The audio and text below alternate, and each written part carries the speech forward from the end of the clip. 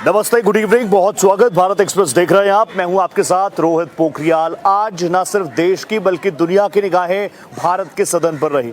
क्यों? क्योंकि आज ऐतिहासिक चीजों पर चर्चा हुई। स्पेशल सेशन बुलाया गया जिसमें महिला अधिनियम बिल को लेकर, नारी शक्ति वंदन बिल को लेकर सरकार कह रही है कि हमारा विजन बिल्कुल साफ है। तो वहीं दूसरा इंपॉर्टेंट फैक्टर परिसीमन का रहा, जिसको लेकर विपक्ष कह रहा है कि महिलाओं की भागीदारी ज्यादा से ज्यादा हो, हमें कोई दिक्कत नहीं है, लेकिन परिसीमन की जरूरत अभी, क्योंकि कई स्टेट्स में इलेक्शन है। क्योंकि मैं खुद बंगाल में ही मौजूद हूं, बंगाल में भी इलेक्शन है। मेरे पीछे आपको हावड़ा नजर आ ही रहा होगा। लेकिन एक बार फिर से जहां आधी आबादी के लिए हर एक दल, चाहे वो सत्ता पक्ष हो चाहे वो विपक्ष हो, वो साथ खड़ा होता हुआ नजर आ रहा है, तो वहीं दूसरी तरफ परिसीमन के इशू पर विपक्ष जो है सरकार को घेरने का काम कर रहा है। एक रिपोर्ट हमने तैयार किया, ये रिपोर्ट देखिए, उसके बाद एक सार्थक पैनल मेरे साथ जुड़ेगा, उससे समझेंगे इनके पहलू क्या है, ये कैनवस कितना बड़ा है। ये रिपोर्ट देखिए।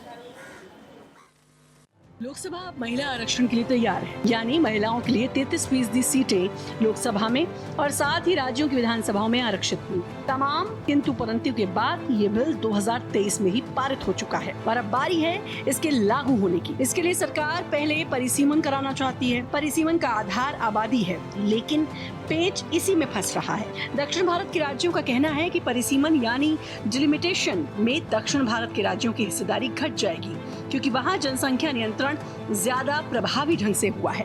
विपक्ष चाहता है कि नई जनगणना के बाद परिसीमन हो और साथ ही महिला आरक्षण में ओबीसी महिलाओं का भी हिस्सा निर्धारित किया जाए। राहुल गांधी यही बात कह रहे हैं कि सरकार महिला आरक्षण के बहाने ओबीसी और दक्षिणी राज्यों के साथ भेदभाव करना चाहती है।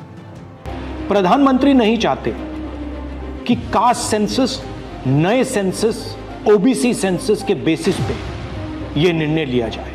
वो चाहते हैं कि 2011 का सेंसस यूज किया जाए, जहां पे पिछड़े वर्ग का नंबर है ही नहीं। वो आपकी जो भागीदारी है उसको आपसे छीनना चाहते हैं। हमारा कहना है नया सेंसस चालू हो गया है, आप कह रहे हो कि ओबीसी सेंसस आप कर रहे हो, तो उस सेंसस का प्रयोग करके आप महिला बिल क्यों नहीं पास करें? जो मोदी जी चाहते हैं हो जाए, तो जो छोटे स्टेट्स हैं, साउथ के स्टेट्स हैं और नॉर्थ ईस्ट के स्टेट्स हैं, उनका रिप्रेजेंटेशन कम हो जाए, उनको भयंकर नुकसान होने वाला है। लोकसभा में प्रधानमंत्री ने अपने मजबूत इरादे साफ कर दिए हैं। उन्होंने जोर देकर कहा कि अभी तो 33% आरक्षण लागू होने दीजिए और कोटे में कोटे का फैसला महिलाओं के ऊपर ही छोड़ देना चाहिए। यहाँ मैंने सुना हमारे मुलायम सिंह जी थे, तब से एक विषय चला रहे हैं, उनके परिवार वाले भी चला रहे हैं। आप देश की बहनों पर भरोसा करो ना, उनकी समझदारी पर भरोसा करो। एक बार 33% बहनों को यहां आने दो, आकर के उनको निर्णय करने दो, किसको देना है किसको नहीं देना है, इस वर्ग को देना उस वर्ग को देना, करेंगे वो निर्णय। हम उनके सामर्थ्य पर आशंका क्यों करते भाई? एक बार आने तो दो, उनको आने तो दो। सरकार की इच्छा है कि महिला आरक्षण लागू होने से पहले लोकसभा की सीटें 543 से बढ़ाकर 850 कर दी जाए और इसके लिए जाहिर है कि परिसीमन जरूरी है। इसी परिसीमन में दक्षिण के राज्यों को अपनी हिस्सेदारी कम होती दिख रही है। Bureau report, Bharat express.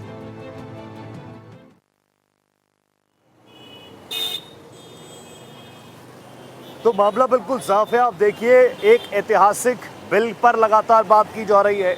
Bharatiya Janata party कह रही है हम तो चाहते हैं देश जिस तरीके से आगे बढ़ रहा है, जिस विकसित भारत की परिकल्पना हम लोग कर रहे हैं, उसमें आधी आबादी की भागीदारी सुनिश्चित की जाए। तो वहीं दूसरी तरफ अभी आपने इस रिपोर्ट में भी देखा होगा कि विपक्ष के चेहरे कह रहे हैं कि जब सब कुछ बढ़िया हो ही रहा है, जब आप आधी आबादी के लिए बिल लेकर आ ही रहे हैं, परिसीमन फिर 2011 की जनगणना के आधार पर क्यों? आप तो 2026 में भी जनगणना करने वाले हैं। इसके अलावा एक बड़ा आरोप जो विपक्ष की तरफ से लगाया जा रहा है वो ये है कि आप बांटना चाह रहे हैं, देश को नॉर्थ वर्सेस साउथ करवाना चाह रहे हैं। साउथ का प्रदर्शन बेहतर है, उसकी सजा आप साउथ को देना चाह रहे हैं। और ऑब्वियसली बीजेपी और साउथ और विपक्ष के क्या आरोप हैं यह मुझे आपको बताने की जरूरत नहीं है। एक जबरदस्त पैनल मेरे साथ जुड़ चुका है, जल्दी से आपका तारुफ करा दूं। मेरे साथ भारतीय जनता पार्टी से तेज तर्रार वक्ता प्रवक्ता डॉक्टर ममता त्यागी जुड़ चुकी है। मेरे साथ प्रवक्ता कांग्रेस जनरी रेजी जुड़ चुकी है। डॉक्टर शिव कुमार दुबे समाजवादी पार्टी का रुख करेंगे। एडवोकेट रीना सिंह जी राजनीतिक विश्लेषक के तौर पर मेरे साथ जुड़ चुकी है। इसके अलावा स्टूडियो से ही रुद्र प्रताप सिंह फाउंडर आई युवा मेरे साथ जुड़ चुके हैं। आप सभी को मैं नमस्ते कर रहा हूं। आप सभी का इस्तकबाल, स्वागत, अभिनंदन मेरे शो में भारत एक्सप्रेस के इस प्लेटफॉर्म पे। शुरुआत ममता जी मैं आप ही के साथ कर रहा हूं। ममता जी और जननी रे जी मेरे साथ रहेंगी। ममता जी प्लीज आप मुझे बता दीजिए, भारतीय जनता पार्टी तो लंबे वक्त से कहती आ रही है कि हम लोग पूरी तरीके से तैयार हैं और आधी आबादी भी विकसित भारत, जिस लक्ष्य के साथ आप चल रहे हैं, विकसित भारत @2047, उसमें महिला भागीदारी भी होनी चाहिए। कितनी तैयारी सरकार की इन बिल्स को लेकर और कैसा रिस्पॉन्स मिल रहा है? विपक्ष है ना साथ आपके? रोहित जी नमस्कार, आपके सभी दर्शकों को नमस्कार, वंदे मातरम, जय हिंद। और अपनी बात शुरू करने से पहले कहना चाहूंगी, या देवी सर्वभूतेषु शक्ति रूपेण संस्थिता, नमस्तस्यै नमस्तस्यै नमस्तस्यै नमो नमः। क्योंकि हम वो देश है, हम वो संस्कृति है जो वर्ष में 2 बार नवरात्रों में माँ की दुर्गा की पूजा कर कर अपने आप को पॉजिटिव एनर्जी लेते हैं और उसके साथ आगे बढ़ते हैं। तो वही देश, वही संस्कृति आज देश की नारी शक्ति को उसका अधिकार दिलाने की शुरुआत कर रही है। अब घर में कोई शुभ कार्य होता है रोहित जी, तो हम क्या चाहते हैं? अगर घर का कंस्ट्रक्शन सपोज करो बन रहा है, उसमें पेंटिंग डेंटिंग चले जा रही है, लंबे खींचे जा रही, तो आप कहेंगे अरे पूजा करा लो, सामान शिफ्ट कर लो, धीरे धीरे वहां काम करते रहेंगे। यही एटीट्यूड आज हमारा है कि शुभ कार्य में देरी मत करिए। ऑलरेडी 30 साल की देरी हो चुकी है, उस पे अब ना नुकुर मत लगाइए। अब नारी शक्ति को उनका पूरा अधिकार दीजिए और उनके साथ खड़े होइए। अब उसमें इफ एंड बट लगाने की कहीं से कोई आवश्यकता नहीं। लेकिन विपक्ष, वो विपक्ष जो एक विशेष समुदाय की आधी आबादी को उनका बेसिक संवैधानिक अधिकार, right of equality, right of alimony जो सुप्रीम कोर्ट देता है, उसी तक को बिल्कुल साइडलाइन करते, तो वो कहां से बात करेगा नारी शक्ति के पूरे विकास की? ये वो लोग हैं जिनके दिखाने के दांत और खाने के दांत कुछ और होते हैं। ये एक्चुअली में सिर्फ ढकोसला करते हैं। यानी विपक्ष महिलाओं की भलाई नहीं चाहता, विपक्ष महिलाओं की भागीदारी को इग्नोर कर रहा है। मैं और खुलकर बोल देता हूं, क्या कांग्रेस नहीं चाहती कि महिला शक्ति सशक्तिकरण आगे हो और विकसित भारत में महिलाओं की भागीदारी सुनिश्चित हो? विपक्ष भी तो यही चाह रहा होगा मैडम। रोहित जी, विपक्ष ऐसा बिल्कुल नहीं चाह रहा है। विपक्ष सिर्फ राजनीति का साथ दे रहा है। क्यों? क्योंकि महिलाओं के आरक्षण बिल की बात हो रही है, तो यहाँ पर आपको जाति क्यों याद आ रही है?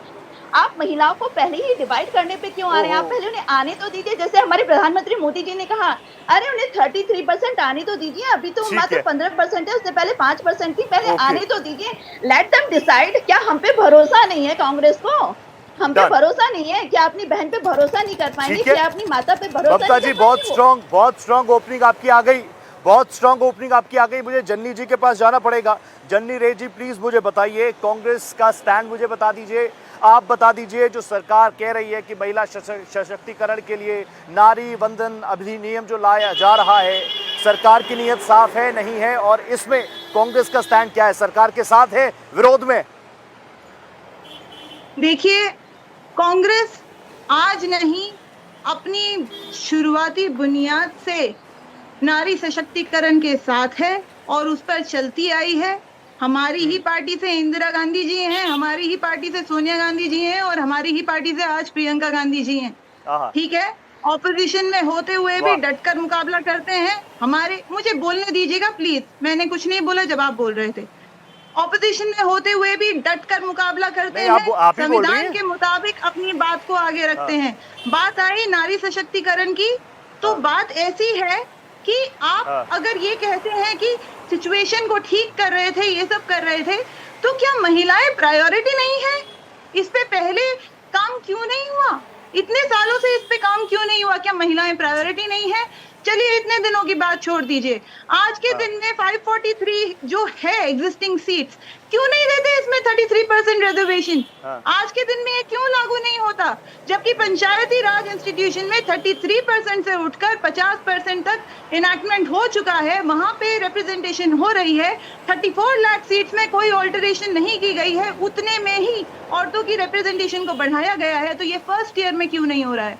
ये फर्स्ट ईयर में इसलिए नहीं हो रहा है क्योंकि इसमें पॉलिटिकल गेम्स जो हैं वो इस प्रोसेस में आएंगे जो अभी किया जा रहा है। जिस तरीके से हड़बड़ी में चीजें की जा रही हैं, एकदम से हमको सुन कौन रहा है? हम लोग रिक्वेस्ट कर रहे हैं कि कुछ दिन रुकिए, बंगाल में इलेक्शन हो जाने दीजिए, चर्चा करेंगे, क्यों नहीं करेंगे। हम लोग अपने लिए नहीं है, हम जनता के लिए काम कर रहे हैं, सबके गुट के लिए। ऑफ कोर्स चर्चा होनी चाहिए, थोड़े से इंतजार से क्या बिगड़ जाएगा। सब कुछ अभी क्यों किया जा रहा है? इलेक्शंस को इन्फ्लुएंस करने के लिए, इलेक्शंस का फायदा उठाने के लिए। मैं बंगाली हूँ, बंगाल से हूँ, माँ काली को मानती हूँ, माँ दुर्गा की पूजा हर साल होती है। नारी सशक्तिकरण की क्या इंपॉर्टेंस है मुझे बहुत अच्छे से पता है। अगर आप लोग इतना उसका इंपॉर्टेंस जानते, इतनी चिंता होती, आज के दिन में सिर्फ 13% या 14% तक नारी की रिप्रेजेंटेशन नहीं होती पार्लियामेंट में, बहुत ज्यादा होती। इतना है तो आज कर दीजिए ना लागू 33% रिजर्वेशन। अभी आप वेट क्यों कर रहे हैं? इतने सारी टेक्निकलिटीज किस बात की? क्या महिलाएं प्रायोरिटी नहीं है? This is my question. Why? Genuine question. जन्नी जी आप बंगाली हैं, बंगाल में हैं, मैं भी बंगाल में ही घूम रहा हूँ और कल से तो आपका नववर्ष शुरू हुआ है। शुभ नववर्ष कह देता हूँ आपको, आप मुझे कहीं ना कहीं मैं तो कह ही सकता हूँ। लेकिन जन्नी जी मैं वापस आ रहा हूँ। अभी जैसे आपने दो चीजें बोल दी, जन्नी जी आपने दो चीजें बोली, एक अभी कर दो, फिर आपने कहा अभी क्यों कर रहे हैं, क्योंकि बंगाल में इलेक्शन है और स्टेट्स में इलेक्शन है, उसको इन्फ्लुएंस करना चाह रहे हैं। इस पर मैं विस्तार से आपसे बात करूंगा, लेकिन मैं जल्दी से शिव कुमार दुबे जी आज थोड़ा सा इंतजार करना होगा आपको, क्योंकि हम लोग नारियों की बात कर रहे हैं, लेडीज फर्स्ट हम लोग करते हैं। तो मैं एडवोकेट रीना जी आपके पास आ गया। प्लीज मुझे बता दीजिए रीना जी, आप एक पॉलिटिकल एनालिस्ट के तौर पर मेरे साथ जुड़ रही हैं। एम फैक्टर, महिला फैक्टर सबकी निगाहें हैं वाकई उसके उत्थान के लिए जो मोदी सरकार बिल लाने की बात कर रही है, और उसके साथ साथ जो परिसीमन की बात की जा रही है, जिस कंफ्यूजन की बात की जा रही है। What's your stand, what's your take? देखिए, जो डिलिमिटेशन होगा वो पहले कॉन्स्टिट्यूशनल अमेंडमेंट होगी। कॉन्स्टिट्यूशनल अमेंडमेंट के लिए 2/3 मेजॉरिटी चाहिए फ्लोर के अंदर। अब उसमें ओपोजिशन का भी जो रोल होगा, अगर हम इसको राजनीतिक तौर पे देखें तो ये किसी पार्टी की आइडियोलॉजी से नहीं जुड़ा हुआ है, ना ये कांग्रेस की आइडियोलॉजी से है, ना ये भाजपा की आइडियोलॉजी से है। क्योंकि देखिए कि जो एक चुनाव की प्रक्रिया होती है तो हर पार्टी को, राजनीतिक दलों को और जो भी निर्दलीय लोग चुनाव लड़ते हैं उनको इक्वल अवसर मिलेंगे, सबको समान अवसर मिलेंगे।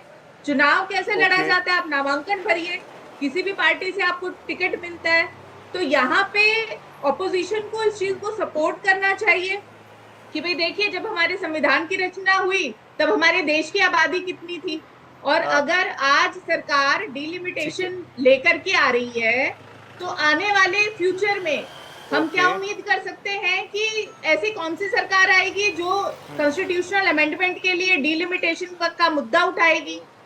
पर हालांकि जो एक ऑपोजिशन की जो प्ली है कि जो डाटा है कि आप करंट डाटा लीजिए ना, 2011 में क्या जनसंख्या थी, 2011 18 साल पुराने डाटा का यूज कब होगा? 2029 में। तो आप आज की डेट में अब जनगणना क्यों कर रहे हैं? फिर उसका फायदा क्या है? आप यूज कब करेंगे उसको? और दूसरा जो महिला आरक्षण है वो भी तुरंत नहीं मिल रहा है। मैं यहाँ पे किसी पॉलिटिकल पार्टी के खिलाफ या सपोर्ट में नहीं हूँ, क्योंकि देखिए जब आप आप तो एनालिस्ट के तौर पर हैं, कोटा बना दिया है, महिला आरक्षण बिल बना दिया है, पर आपने उसको जोड़ दिया है कि हमें भी पहले संविधान में संशोधन करना है, डिलिमिटेशन लाना है। महिला आरक्षण बिल की जो सबसे पहली कंडीशन है वो डिलिमिटेशन है। आप डिलिमिटेशन जब तक नहीं करेंगे हम महिला आरक्षण बिल नहीं लेकर के आएंगे। तो आप सीधा सीधा पहले ये कहिए कि हमें डिलिमिटेशन करना है, डिलिमिटेशन होने के बाद हम 33% आरक्षण देंगे। तो जब हम आधी आबादी है तो हम 33% आरक्षण पे क्यों रोक रहे हैं? हमें एक तरफ तो हम आधी आबादी है, तो आप फिर हमारा कम से कम हर स्टेट में कर दीजिए मैंडेटरी के 50% कर दीजिए ना, हमें 33% पे क्यों रोक रहे हैं? वो भी पहले कंडीशन के साथ। और डाटा 18 साल पुराना आप डाटा यूज करेंगे, 2029 में कितनी जनसंख्या होगी वो सब पता चलेगा।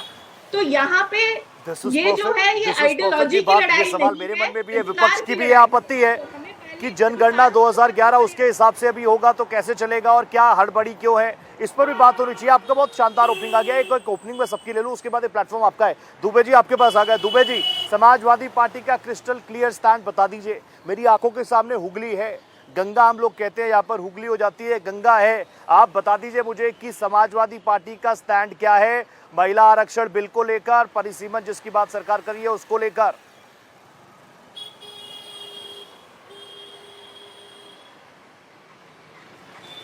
देखिए रोहित भाई, हम आज अगर आपने देखा होगा संसद का जो सत्र चल रहा है उसमें मेरे राष्ट्रीय अध्यक्ष जी ने क्लियर कहा है कि हम एकदम स्पष्ट भाषा में कहना चाहते हैं कि हम इसके समर्थन में थे और हैं, कहीं कोई दो राय नहीं है। लेकिन जो जो वीक पॉइंट अभी रह गए हैं उन वीक पॉइंटों को भी सरकार एक बार क्लियर करना चाहिए, क्योंकि देखिए मैं इसको कहने में कतई संकोच नहीं कर रहा हूँ कि आज अगर आप देखिए तो महिलाएं प्रतिनिधित्व तो कर रही हैं, लेकिन वो गाइडेड बाय आइदर हस्बैंड और फैमिली मेंबर, वो स्वतः में निर्णय लेने वाली जो महिलाएं हैं वो कितनी है। अफसोस इस बात का है कि आज भी उन्हें गाइड किया जाता है, उनको बताया जाता नहीं ये करो। तो अगर आप उनको स्वयं निर्भर बनाना चाहते हैं, हर तरीके से उनको आत्मनिर्भर अगर बनाना है तो उनका पावर यूज करने दो उनको। लेकिन आज सिस्टम चाहे आपके घर में हो, मेरे घर में हो, किसी के भी हो, अभी भी उन्हें दुबे जी आप बोलते रहिएगा, ये मैसेज मेरी टीम के लिए है। एक मुझे पैच कर दीजिएगा वापस प्लीज, कॉल डिस्कनेक्ट हुआ है, पैच कर दीजिएगा। बोलिए आप बोलिए। तो मेरा कहने का मतलब ये है कि आज भी प्रधान पुरुष जो देश बोला जाता है वो आज 21वीं 22वीं शताब्दी में भी हम देख रहे हैं।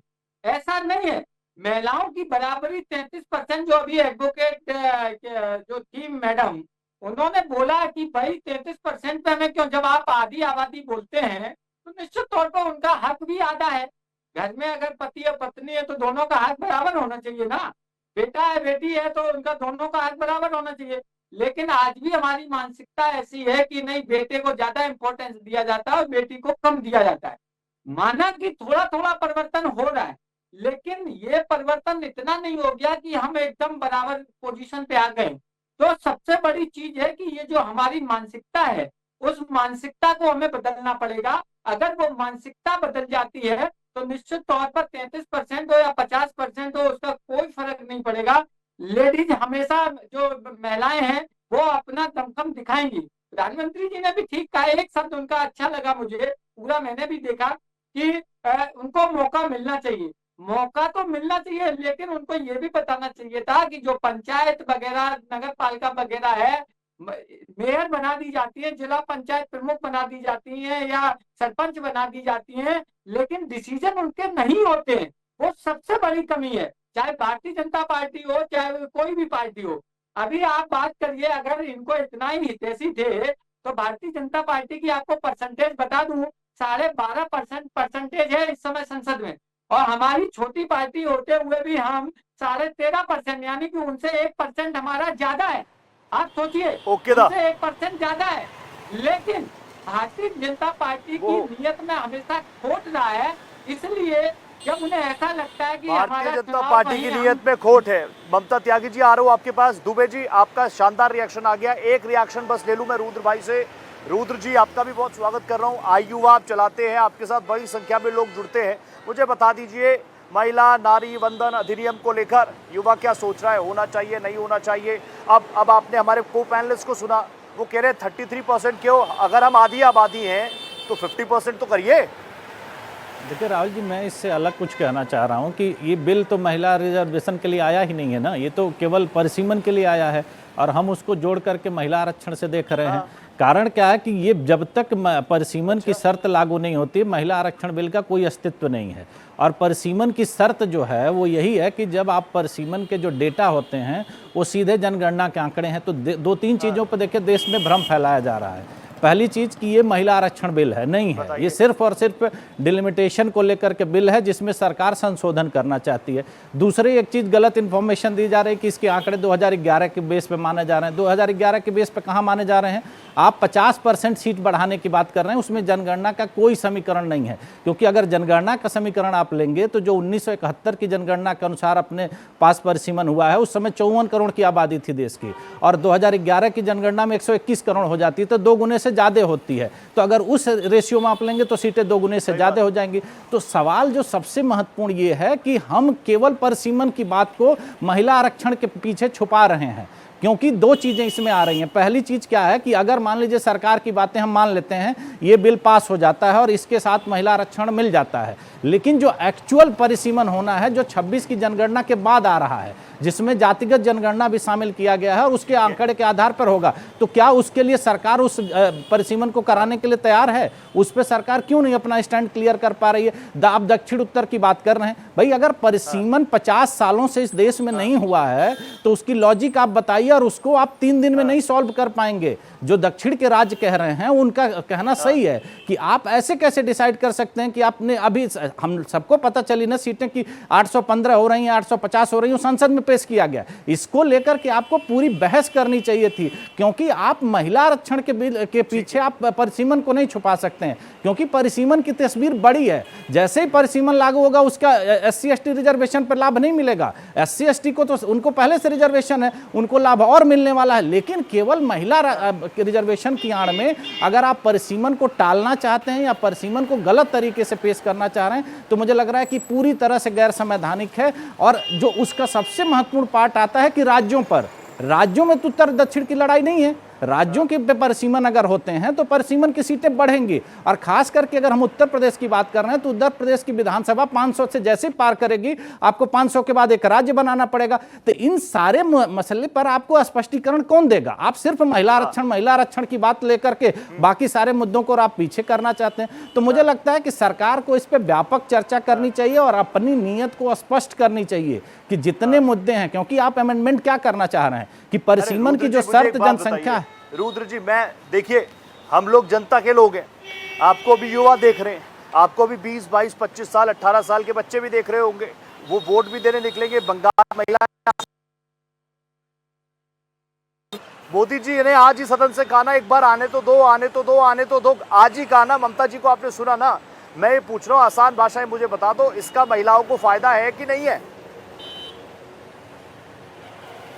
है वैसे 33% बिल लागू हो जाएगा, लेकिन मैं क्या कह रहा हूं, जो बार बार आपसे कहना चाह रहा हूं, जब तक परिसीमन नहीं लागू होगा आप कुछ भी कर लीजिए, महिला आरक्षण लागू ही नहीं होगा। तो सारी कवायद आपको परिसीमन को लागू करने के लिए करनी है ना। महिला आरक्षण तो पास पहले से है, उसके लिए हमको आपको किसी को कुछ नहीं करना है। आप परिसीमन जैसे ही लागू करते हैं वैसे महिला आरक्षण बिल लागू हो जाएगा। तो परिसीमन आप लागू करिए ना, परिसीमन पर चर्चा करिए, महिला आरक्षण बिल लागू हो जाएगा। ठीक है, ठीक है। ममता जी, मैं आ गया आपके पास। ममता जी, आपने सुना रुद्र जी? बिल्कुल बिल्कुल। रोहित जी, हो जाएगा, आप क्या कंफ्यूज कर रही हैं क्या? रोहित जी, रुद्र प्रताप सिंह जी ने अभी आपके चैनल पे बहुत ही हाँ, आप मेरी बात सुन पा रहे हैं रोहित जी? Am I audible? Clear ma'am, clear, बोलिए। हाँ, रुद्र प्रताप सिंह जी ने अभी जो डाटा रखा उसमें एक बहुत बड़ी गलती कर दी है। वो डाटा मैं आपके माध्यम से क्लियर कर दूं कि 1977 में भारत की जनसंख्या 65 करोड़ थी और 2011 में भारत की जनसंख्या 120 करोड़ थी, दुगने से कम थी। इस बात को करेक्ट कर लीजिएगा, अगर डाउट है तो AI पे डाल दीजिए और चेक कर लीजिएगा कि ठीक कौन कह रहा है। पहली बात। दूसरी बात पे आती हैं, बात करते हैं परिसीमन की। अरे कोई शुभ काम होने जा रहा है, खाने के साथ पानी परोसा जा रहा है, तो पानी मेन चीज नहीं है, खाना मेन चीज है। खाने पर ध्यान दीजिए, पानी पर ध्यान मत दीजिए। पानी तो उसका सप्लीमेंट्री है क्योंकि आवश्यकता होती है खाने के बीच पानी की। तो परिसीमन की आवश्यकता है बिल के इम्प्लीमेंटेशन के लिए, इसलिए परिसीमन किया जा रहा है। तो बात को गलत वे में मत लीजिए। महिला आरक्षण बिल की बात हो रही है, इतने सालों बाद उसको इम्प्लीमेंटेशन किया जा रहा है, तो शुभ काम में कृपया कोई अड़ंगा ना अड़ाए, इसमें फूफाजी बनकर विपक्ष ना बैठे। इस शादी में या इस माहौल में चीजों को आगे चलने दीजिए। जो लूप हो, जो प्रॉब्लम होगी वो डिस्कस होगी, लेकिन नारी शक्ति को उनके अधिकार तो देने दीजिए। अब सभा जो प्रवक्ता थे वो कुछ कह रहे थे, वो क्या कह रहे थे कि उन्होंने महिला आरक्षण के रिगार्डिंग कुछ कह रहे थे कि देखिए इनके घर में तो पति पत्नी सांसद बने हुए। दूसरी बात, हाँ याद आया, इन्होंने हमसे कहा कि देखिए पंचायत में जो महिला पंचायत होती है उनके निर्णय उनके पति लेते हैं। अरे भाई, इसी माइंडसेट को चेंज करने के लिए तो कार्य किया जा रहा है। जहां बेटी अखबार पढ़ने बैठती है, घर वाले कहते हैं जा किचन संभाल, अखबार मत बैठ, अखबार पढ़ के क्या करेगी, तुझे कौन सा देश चलाना है। तो समाज में यही बदलाव तो हमें लाना है कि हमारे भारत देश की दुर्गा शक्ति को, नारी शक्ति को देश चलाना है। जब वो सीट पर बैठेगी, वो पढ़ेगी, आसपास की चीजें देखेगी, उसके अकॉर्डिंग चीजें बढ़ेंगी। और रोहित जी, गायनेकोलॉजिस्ट होने के नाते आप को एक चीज और बता दूं, ये अधिनियम जो बदलाव लाएगा, आज से 20 साल बाद जब घर में दूसरी बेटी होती है तो लोग रोते हैं, वो रोना बंद करेंगे, उल्टा कहेंगे कि मेरे पास 2 बेटे हैं, मुझे भी चुनाव में लड़ाने के लिए एक बेटी भी चाहिए। ये डिमांड आएगी समाज से, और ये डिमांड आएगी तो समाज बदलेगा, देश बदलेगा, महिलाओं के लिए मानसिकता बदलेगी। तो ममता जी कह रही है कुछ शुभ काम हो रहा है, होने दीजिए, क्यों अड़ंगा डाल रहे हैं, बाकी जो चाहिए वो भी आपको देंगे। डीलिमिटेशन पर भी सरकार क्रिस्टल क्लियर स्टैंड रखेगी। रुद्र भाई, मैं तुरंत आ रहा हूँ। रीना जी, उसके बाद आ रहा हूँ, रे आपके पास तुरंत आ रहा हूँ। रीना जी, आप मुझे एक रिएक्शन देंगे। परिसीमन, ये दोनों महिला आरक्षण और परिसीमन, ये दोनों साथ है क्या? देखिए, बिल्कुल, अगर हम आरक्षण का और परिसीमन का देखें तो डीलिमिटेशन कंडीशन है पहली। अगर डीलिमिटेशन नहीं होगा, क्योंकि जो एक मैकेनिज्म सरकार ने रखा है वो डीलिमिटेशन बेस है, अगर डीलिमिटेशन नहीं होगा तो फिर कहां से महिला आरक्षण आएगा? क्योंकि प्रेजेंट सिनेरियो में 33% आरक्षण नहीं मिल रहा है। तो यहाँ पे ये देखना होगा कि गवर्नमेंट को भी चीजें जो है, सरकार को वो क्लैरिटी उनको क्लियर करना होगा कि भाई देखिए आपकी इंटेंशन क्या है, आपकी इंटेंशन डिलिमिटेशन की है या महिला आरक्षण की है। तो आप फिर या तो आप कंडीशन ही नहीं लगाते, आप ये कह दीजिए कि भाई ठीक है 2029 के लोकसभा चुनाव में हम आरक्षण लागू करेंगे 33%, डिलिमिटेशन हो या नहीं हो, आप क्लियर बात कीजिए ना। पर यहाँ तो जो क्लैरिटी दी गई है वो कंडीशन से रिलेटेड दी गई है। तो जो महिलाएं ये चीज कह रही हैं कि इंटेंशंस क्लियर नहीं है, वो चीजें सामने है। सरकार को ये चाहिए कि ठीक है हम 2029 में आप 33% आरक्षण लीजिए, वो सब लोग सपोर्ट करेगा respective of the political parties. पर यहाँ तो सिर्फ जो पर्पस डिलिमिटेशन है 2011 के डाटा के साथ, और दूसरा जैसे मैंने पहले भी कहा कि जब हम आधी आबादी है तो हमें 33% पे ना रोका जाए, 50% आरक्षण दिया जाए, और दूसरा जो प्रोत्साहन मिलेगा वो एक सबके सामने होगा, लड़कियां, बच्चियां, महिलाएं मोटिवेट। परफेक्ट। जन्नी जी देखिए, मुझे तो ये लग रहा है, मैंने भी सुना कांग्रेस के कई चेहरों को, वो कह रहे हैं मैं महिला को, हालांकि आपने जिन भी महिलाओं का नाम लिया वो स्पेसिफिकली गांधी सरनेम के साथ है। जन्नी जी, am I audible to you now? जन्नी जी, चलिए ठीक करवा देता हूँ। जन्नी जी, मैं तो आपके पास आ रहा था, लेकिन दुबे जी आपको मेरी आवाज ठीक आ रही है? जी आ रही। दुबे जी, आप मुझे जवाब दे दीजिए। मैं तो ढूंढ रहा था, सुन रहा था, अब मैं ये देख रहा हूँ जैसे ममता जी कह रही है कुछ अच्छा हो रहा है तो होने दीजिए। मैं देख रहा हूँ कि समाजवादी पार्टी की तरफ से मांग उठी है कि ओबीसी महिलाओं के लिए अलग कीजिए। नहीं, देखिए इसके बाद रोहित भाई, आज आप एक सच्चाई देखिए कि दलितों में या ओबीसी में कितनी महिलाओं को आगे लाया जाता है। आप ये देखिए राजनीति करना चीज अलग है, लेकिन वास्तविकता आप देखिए तो आपको खुद पता चल जाएगा। आप एक गांव में जाइए और उसमें जहाँ दलित हो, ओबीसी हो, सवर्ण हो, आप देखिए अंतर दिखाई देगा, ऐसी बात नहीं है। लेकिन उनको भी रोका जाता है ना, जो उनको रोका जाता है उसके लिए भी तो कुछ प्रोविजन होना चाहिए।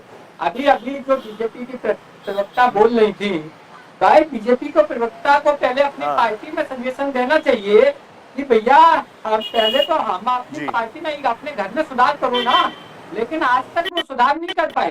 क्या कारण रहा कि वो आज तक सुधार नहीं कर पाए? क्योंकि उनकी मंशा नहीं थी महिलाओं को आगे लाने की। ये तो जब चुनावी ये देख रहे हैं कि चुनाव का समय आ गया है और अभी पासे उतने उनके फेवर में नहीं जा रहे हैं, तो उन्होंने एक गेम खेला है ये। लेकिन इस गेम में वो फंसेंगे, क्योंकि अभी जब खुद का मतलब वो बोलते हैं ना, जिनके घर खुद के शीशे के हों तो वो दूसरे के घर में पत्थर नहीं फेंकते हैं। तो स्थिति यहाँ ऐसी है इनकी कुछ कि इनने अपने घर में सुधार किया नहीं है और ये दूसरों को शिक्षा देने लगे। हमने तो बोला है, संसद में भी आज बोला है कि हम इसका समर्थन करेंगे। क्या कारण था कि इन्होंने जब 2023 में पारित हुआ तो 2034 के लिए बोला था कि ये सब कुछ 2034 से होगा। अब ऐसी कौन सी मजबूरी आ गई, ऐसे कौन से फैक्टर्स हैं जो इनको एकदम हड़बड़ी में 2029 या 2027 में है? अच्छा दुबे जी, आप ही बता दीजिए ना इनकी मजबूरी। दुबे जी आप ही बता दीजिए क्या मजबूरी लग रही है? बंगाल में चुनाव है, दूसरे स्टेट में चुनाव है, ये मजबूरी है क्या? आप खुलकर बोल दीजिए ना दुबे जी, आप तो खुलकर बोलते हैं।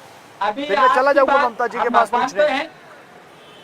हम भगवान तो है नहीं कि आपके दिल की बात हम बता दें कि भाई अगर हम भगवान होते, तपस्वी होते तो एक बार तंत्र मंत्र शांत करके हम बता देते कि रोहित भाई क्या सोच रहे हैं। लेकिन हम तो ये देखेंगे कि किसी का बुरा ना हो, बस हम ये चाहते हैं, किसी के साथ अन्याय ना हो, सबके साथ न्याय हो, सबकी भागीदारी हो, यही तो हम चाहते हैं। ठीक है, होना भी चाहिए। रुद्र जी के पास आता हूँ जल्दी से। रुद्र जी प्लीज मुझे बता दीजिए, आप ये जो नॉर्थ वर्सेस साउथ का नैरेटिव उठाया जा रहा है, ये असली है या ये भी पॉलिटिसाइज वाला जो पूरे नरेशन हम सुनते हैं, नैरेटिव हम देखते हैं, मैसेजिंग हम सुनते हैं, उसी तरीके का है, या फिर वाकई इन चीजों का डर भी है?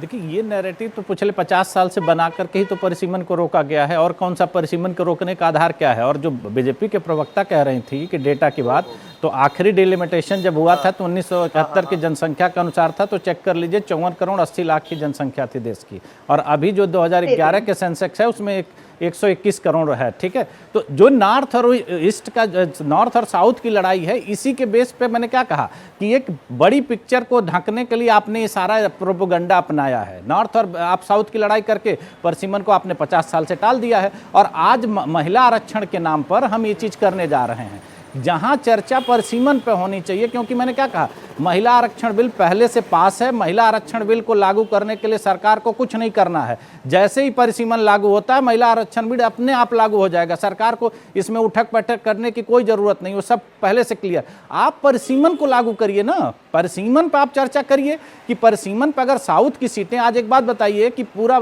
साउथ उस पर विरोध कर रहा है ना, आपने साउथ के किसी राज्य के साथ बैठक की, उनसे बातें की कि कितनी सीटें होने चाहिए, आप कैसे 815 850 सीटें आप कैसे लेकर के आ रहे हैं? क्योंकि परिसीमन यही व्यवस्था है कि उसमें सरकार का कोई रोल नहीं होता। परिसीमन आयोग अलग तरीके से काम करता है और उसमें सरकार की भागीदारी नहीं होती है। तो अगर सरकार परिसीमन को नियंत्रण करना चाहती है या परिसीमन को अपने तरीके से चलाना चाहती, तो लोकतंत्र कहाँ बचेगा? आप तो जिस चीज़ को चाहेंगे जैसे कर पाएंगे। तो परिसीमन अगर उसकी मूल धारणा है तो आप उस पर चर्चा करिए। आप महिला आरक्षण की आड़ में आप परिसीमन के साथ छेड़छाड़ मत करिए। मैंने क्या कहा कि राज्य भी आते हैं, राज्यों के साथ होगा, कई राज्यों में नए राज्य बन जाएंगे अगर परिसीमन लागू हो जाएगा। जैसे उत्तर प्रदेश में एक राज्य, 2 राज्य बन जाएंगे, आपके बिहार में राज्य बन जाएगा, महाराष्ट्र में राज्य बन जाएगा। तो ये एक व्यापक चर्चा को आप सिर्फ महिला आरक्षण के पीछे छुप जाने की कोशिश कर रहे हैं, ये मुझे कतई किसी भी तरीके से सही नहीं दिखाई दे रहा।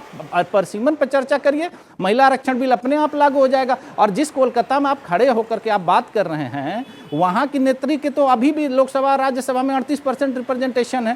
भाई उनकी पार्टी तो बिना किसी संवैधानिक बाध्यता के 38% उनके राज्यसभा में भी हैं, लोकसभा में भी हैं। तो ये आधार देना, ये तर्क देना कि हम महिलाओं के आगे बढ़ाने के लिए काम कर रहे हैं और उसकी आड़ में परिसीमन के साथ छेड़छाड़ कर रहे हैं, ये मुझे लग रहा है कि सरकार को नहीं करना चाहिए। इस पे व्यापक चर्चा होनी चाहिए। परिसीमन के मुद्दे 50 सालों से, परिसीमन 50 सालों से नहीं हुआ। भाई आप बहुत अच्छी बात कर रहे हैं। मैं भी देखिए, मैं चाहता हूं मेरे दर्शकों के सामने क्रिस्टल क्लियर तस्वीरें आ जाए। युवा आपको देख रहे होंगे, 50 सालों से नहीं हुआ तो किसकी तरफ देखे?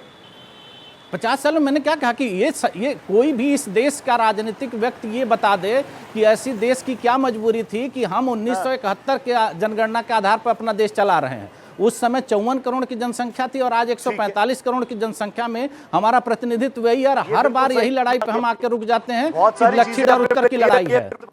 मैं अगर जन्नी जी मुझे सुन पा रही है, जन्नी जी आपको आवाज आ रही है? Am I audible to you now? जन्नी जी, यस यस, जन्नी जी क्लियर कर दीजिए जो रुद्र भाई कह रहे हैं।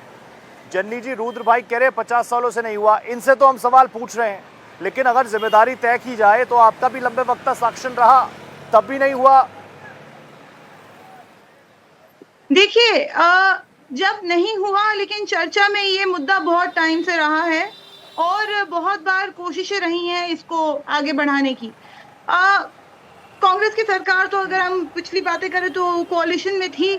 आज के दिन में तो जो सरकार है उसको मेजॉरिटी है, उसके हाथ में ये पावर है, ये हक है कि वो इस पे काम कर सकें। लेकिन उसके बावजूद जिस तरीके से, देखिए, विमेन रिजर्वेशन, विमेन्स राइट्स, ये एक बहुत इंपॉर्टेंट चीज है और इसको हम पूरी तरह सपोर्ट करते हैं और वेलकम करते हैं। दिक्कत उससे नहीं हो रही है, दिक्कत हो रही है तरीके से। और इस चर्चा में भी मैं सुन रही हूँ जो और लोग भी बोल रहे हैं, कुछ बहुत रेलेवेंट पॉइंट्स बोले जा रहे हैं। बात ये है कि डीलिमिटेशन की बात उठ रही है, लेकिन विमेन्स रिजर्वेशन के बाद पर असली बात यह है कि डीलिमिटेशन ही एक मेन टॉपिक है, एक मेन मुद्दा है जिस पे काम होने से ही उनको पॉलिटिकल बेनिफिट होगा। और ये अगर हम लोग सारे लोग यहाँ पे बैठे हैं जो पॉलिटिकली एजुकेटेड हैं, उनको बहुत अच्छे से मालूम है कि किस तरीके से बेनिफिट होगा, 2029 में किस तरीके से बेनिफिट होगा। और ये जो नॉर्दर्न और सदर्न का आप बोल रहे हैं कि ये एक मुद्दे के नाम पे मुद्दा है, तो नहीं, आप इसको लॉजिकली देखिए, आप स्टेटिस्टिक्स देखिए, आप ये चीज देखिए कि नॉर्दर्न बेल्ट में उनकी पॉपुलैरिटी को देखिए और सदर्न बेल्ट के परेशानियों को और उनके पॉपुलेशन के हिसाब से, संख्या के हिसाब से अगर आप उनको देखें तो वो एक डिसएडवांटेज में पड़ेंगे। ये बात बहुत लॉजिकल है, यही बात कांग्रेस आगे रख रही है, बहुत लॉजिकल बात को आगे रख रही है।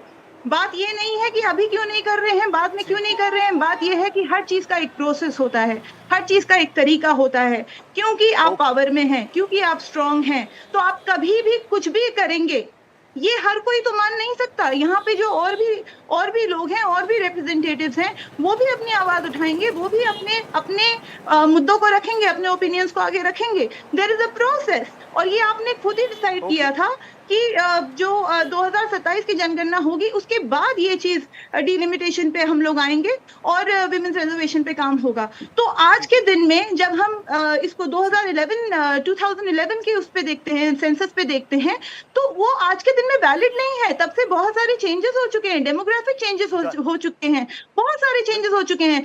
उसको आप कैसे एक बेस बना सकते हैं? कितने सारे लोग सफर करेंगे? यहाँ तक कि अगर आप उसको 543 से 850 भी लेके जाते हैं, उसमें भी जो रिप्रेजेंटेशन होगी उनको इनफ टाइम एंड स्पेस नहीं मिलेगा। तो और आप तब कह रहे हैं कि हम तब औरतों को वो लाइमलाइट देंगे या उनको स्पेस देंगे। तो आज के दिन में औरतों का रेलेवेंस नहीं है, मैं ये जानना चाहती हूँ, आज के दिन में औरतें कहाँ हैं?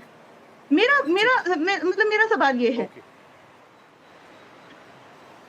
ठीक है ममता जी, प्लीज जल्दी से रिएक्ट कर दीजिए। आप सिर्फ और सिर्फ घुमा रही हैं, बातों को घुमा रही है भारतीय जनता पार्टी, जलेबी की तरह गोल गोल बातें, महिला आरक्षण, अच्छी बातें, लेकिन उसके पीछे जो मेन चीज है, जो वुमेन रिजर्वेशन को और स्ट्रांगली इम्पोज करेगा, यानी डीलिमिटेशन, उस पर आप लोग बात नहीं कर रहे, उस पर गोल गोल घूम रहे हैं, क्लैरिटी नहीं दे रहे। ममता जी, ये आरोप आप पर। रोहित जी, सबसे पहले तो मैं सबको बधाई देना चाहूंगी कि 2029 में एनडीए की सरकार वापस आ रही है और तीनों जो हमारे को पैनलिस्ट है वो ये बात बहुत अच्छे से समझ रहे हैं। वो लगातार बार यही कह रहे हैं कि हमें पता है 2029 में जीतेंगे, हमें पता है 2029 में इनकी सरकार बनेगी, ये इसलिए कर रहे हैं। तो इस चीज की मैं बहुत बधाई देना चाहूंगी आपके चैनल के माध्यम से। ट्रस्ट निकलकर तो ये आ गया सामने की 2029 में एनडीए फिर से पूर्ण बहुमत में आ रहा है, 33% रिजर्वेशन के साथ, महिला बिल के साथ या नारी बंधन अधिनियम के साथ आ रहा है। रही बात डिलिमिटेशन की, डिलिमिटेशन पे जब बार बात हो रही है, देखिए मैंने आपके चैनल पे जब अपना ओपनिंग बनाया था तब भी ये बात बोली थी कि अगर कोई शुभ कार्य होने जा रहा है, जब संसद में 33% के इसमें परसेंटेज में लक्ष्मी आ रही है, सरस्वती आ रही है, मातृशक्ति आ रही है, तो कृपया उसे आने दीजिए, अपने दरवाजे बंद मत करिए, इसका स्वागत करिए, दीपावली मनाइए, यहाँ पर मुंह चढ़ाकर मत बैठिए। रही बात डिलिमिटेशन की, सेंसस की, उसकी बात करते हैं। 2011 से 1977 के बीच में लगभग जो साल बनते हैं, अगर मैं उन्हें देखूं तो 45 साल के आसपास बनते हैं, और अभी उसके बाद 15 साल गुजर चुके हैं। परिसीमन की प्रक्रिया कम से कम 3 से 4 साल लेती है मिनिमम। इसीलिए हमारे प्रधानमंत्री मोदी जी ने कहा कि अगर हम सेंसस के अकॉर्डिंग चीजें जाएंगी तो लंबी चलेंगी, इसलिए लक्ष्मी को आने दीजिए, उसका स्वागत करिए, आप बातों को साइडलाइन मत करिए, आप खाने के साथ जो पानी रखा गया है पानी पर फोकस मत करिए, खाने पर फोकस करिए, जो हमारी लक्ष्मी आ रही है उसको आने दीजिए। और अभी सपा प्रवक्ता कुछ कह रहे थे सुधार की आवश्यकता है, सुधार की आवश्यकता कहाँ है वो मैं आपको बता देती हूँ। जैसे अखिलेश यादव आए हुए हैं संसद में, उनके साथ उनकी पत्नी डिंपल यादव आई हैं, लेकिन अखिलेश यादव ने आज तक भी साजिद रशीदी के लिए एक भी सेंटेंस नहीं बोला। जब वो मस्जिद में गई थी उनके लिए कितने भद्दे रिमार्क प्रयोग किए गए थे। अगर हिम्मत होती अखिलेश यादव की तो बोलते, और संसद में अगर विमेन रिप्रेजेंटेशन होता तो फीमेल्स, महिलाओं के लिए, सांसदों के लिए, नेताओं के लिए अगर कोई भद्दे भाषा का प्रयोग करे तो वो संसद से बाहर होना चाहिए था, या उसे सपोर्ट करने वाला, उसके अपोज ना करने वाला व्यक्ति संसद से बाहर होना चाहिए था। तो ये मुद्दा पूरा बड़ा है, जहां सत्ता पक्ष कह रहा है कि पूरी तरीके से तैयारी है, तो वहीं विपक्ष कह रहा है कि सत्ता पक्ष सिर्फ और सिर्फ कंफ्यूज करने का काम कर रहा है, लेकिन हम भी आसानी से छोड़ेंगे नहीं, हम भी नहीं छोड़ेंगे। आगे भी आप जुड़े रहिएगा। फिलहाल 5 की पड़ताल में आज इतना ही। दीजिए इजाजत, नमस्कार।